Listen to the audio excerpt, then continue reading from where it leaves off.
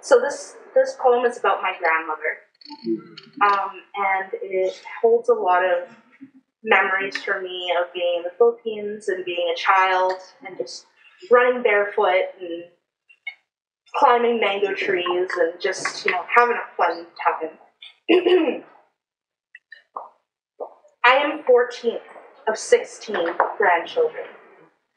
Warmth all around me. I'm sitting down with the smell of vetiver in my mouth, whispers of baby chickens pecking at grains of corn.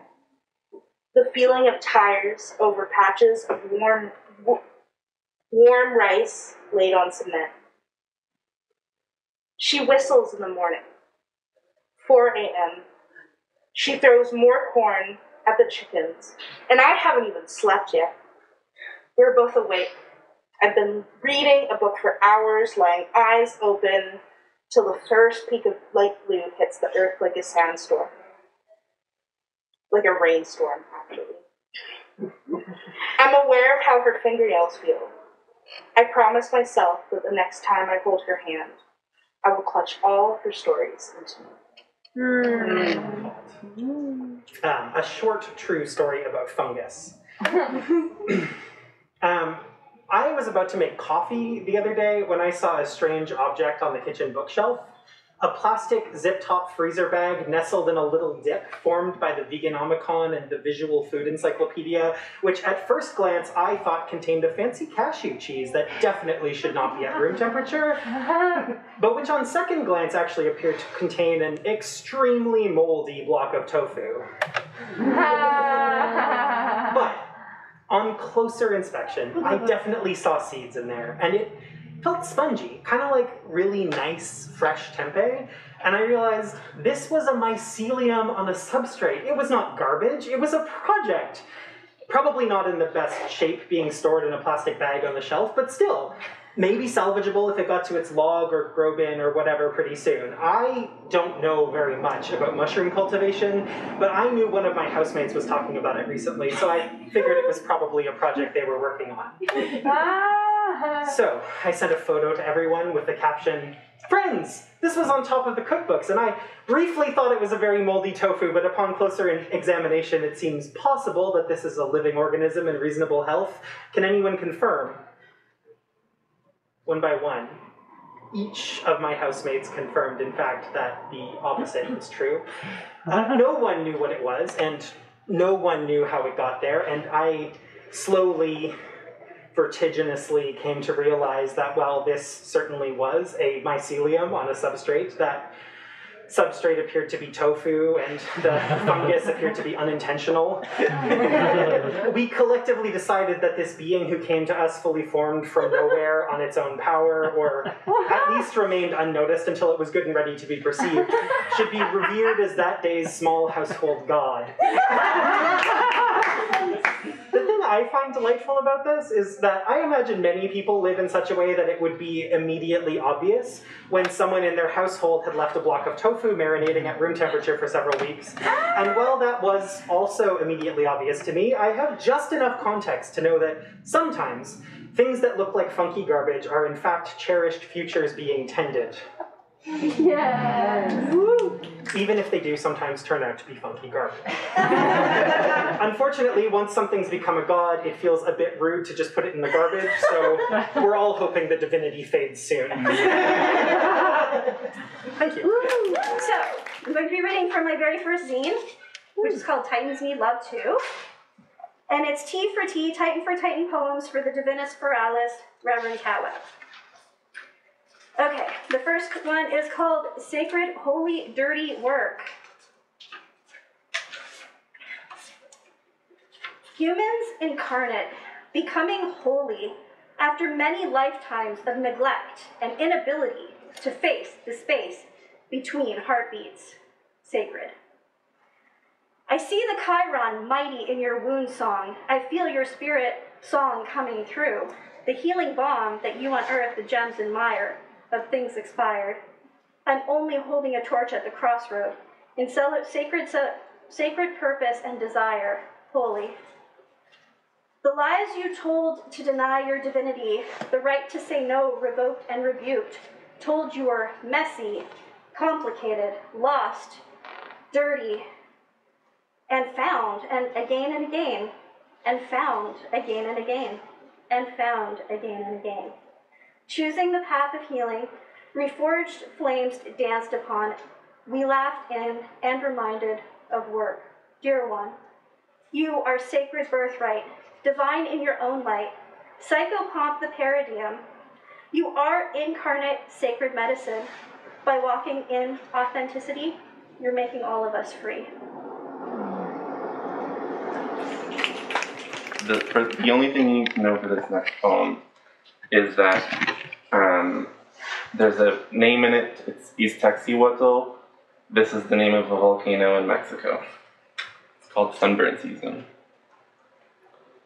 Kilauea erupts and Mexico shakes, and Vancouver dips its toe into the Pacific to check if it's warm. It's sunburn season. Careless, bikini backstrapless, tan lineless unless you fall asleep under uneven UV English Bay rays. Freeze a water bottle just to watch plastic sweat. Play frisbee with seagulls and stranded whales. If volcanoes boil over, just redirect the lava. If sea levels rise, move your towel up. If the big one hits, do you know what to do? If the big one hits, do you know what to do? If my apartment complex splits in two, let it. If the courtyard cracks open, fine. The strata will cut the grass around the food. Somewhere in spray-on houses, retirees blast the AC and undress to go swimming. Somewhere, brittle pipelines spill what the earth held from us. Somewhere, ash clouds cancel vacations. Somewhere, on bleached beaches, girls sleep like Iztaccíhuatl and rise at sundown, red and burning as if they had erupted. This poem's a two-parter. There wasn't one particular moment in time in which I realized I was queer. It was years of misunderstood signals. Butterflies I kept telling myself were moths, waiting to chew away at the fabric of my closeted clothes. It was years of ignoring intentions and inventing feelings, calling any boy who paid attention to me attractive. But there was the moment I first questioned why the girl sitting in front of me in English class caught my eye, then forced myself to forget my fascination, not yet ready to recognize this as romantic. There was the moment I first said the words out loud, whispered quietly in a high school hallway, cupped hand covering my mouth, her ear, afraid the words would escape us, afraid I was actually mistaken. There was the moment a friend first asked my pronouns and told me they weren't sure what theirs were either. I saw my queerness mirrored back at me, knew I wasn't alone in my questioning, found community in people who didn't care about the uncertainties of my identity, people who listened to my questions without judging me for not having all the answers. There were all the moments I came out as a new identity. I've been bisexual, lesbian, asexual, agender, genderqueer. I've collected labels like lapel pins, piling up on my dresser, unsure of which one to wear today. There will always be parts of my identity left unspoken. Feelings I don't know how to describe, but I can use the word queer to encompass the complexity of my existence. A single word that shifts and grows as I do. There wasn't one particular moment in time in which I realized I was queer. I didn't wake up one morning with the words to describe my attraction to girls or the fact that I'm not one. It was years of growing so accustomed to yearning, I didn't realize it was there. Years of feeling so soft and subtle they were easy to ignore. So now, I shout the word queer wherever it is safe, just in case anyone around me needs one of those moments of questioning the status quo, or seeing themselves mirrored back and realizing they are not alone. that community can exist even without certainty in identity. We are here, whether we know it yet or not. We are surviving despite the odds. That's part one. Cyclically, I have been trying to resolve parts of me. One's both too brown and not brown enough. I'm high in a hammock and thinking of all the ancestors it took to place me here. Thinking of all the work it took to place me here. High in a hammock. I've been thinking in boxes. The sun's in my skin. Cyclically, I have been trying to erase parts of me, scrubbing dead cells down shower drains. I found a letter I wrote to myself. My New Year's resolutions have always been the same. Be less messy. I still don't quite understand the land I come from. I travel these unseeded Coast Salish forests, sleep in tents. I shiver in my sleeping bag as the wind hits crescendo. I can't help but to think, I'm not supposed to be here. My body is not built for this climate. My tongue tastes like mango in my dreams. I do not know how to claim another home. I do not know how to claim a culture other than bong tokes and body mods. Do I shave my hairy legs? In the glacial waters, my bones crawl back into me. I do not drown the parts of myself I want to. I do not drown, though I want to be enveloped by sound waves. The drum reminds my heart to beat. My ancestors help heal parts of me. The wind sings my skin's not a sin. My ancestors tell me it's okay to find the light streaming through leaves. They tell me it's okay to spend time in my summer skin. They remind me of a time before colonization, when the beauty in our bodies ran free. We're allowed to be messy, to go back and forth and around again. I don't have to be the perfect daughter. I untie my hammock, thank the tree for supporting me. I wonder how many of my body to calculate the roots. I'm going to start with a very appropriate Vancouver-based poem, which you will understand as soon as I tell you the title. Gargoyle Weather.